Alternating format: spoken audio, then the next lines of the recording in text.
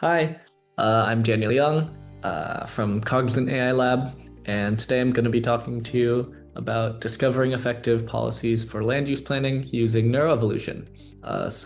Yeah, it's a mouthful, but let's get right into it. So first off, climate change is a real big issue, despite what some people may tell you, and land use and land use change is a large factor in that. So we can see here from this map that um, land use change accounts for millions of tons of carbon every year. And that is things like, taking a forest and cutting it down. That's going to emit a lot of carbon. So things like that. It changes to how the land is used.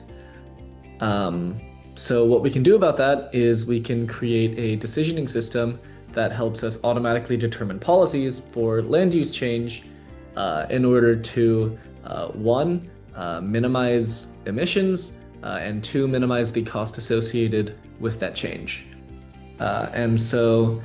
We can do this with our approach called ESP, Evolutionary Surrogate-assisted prescription.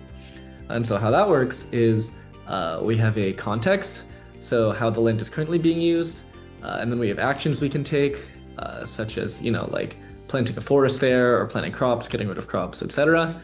And so what we want to do is we want to predict the amount of carbon that comes from a given change in a given place. And then when we sort of have a predictor model that can do that, that can predict outcomes from context and actions, we can perform an evolutionary search across contexts and find the best actions there that optimize the outcome. So given a place, what's the best action we can take in order to minimize our emissions and cost? And so the results of this are here, as you can see, on this Pareto front. So the x-axis is the amount of change we made, the cost of the change, and the y-axis is the reduction in emissions, or it is the emissions, and so lower is better here. And so we can see here, we have trade-offs where in the top left corner, we don't make that much change, but we don't really get rid of any emissions. And in the bottom right corner, we make a lot of change and we are able to absorb a lot of carbon. So yeah, we can make these sorts of trade-offs using our decisioning approach ESP. There are obviously other constraints to take into account besides, cost and emissions.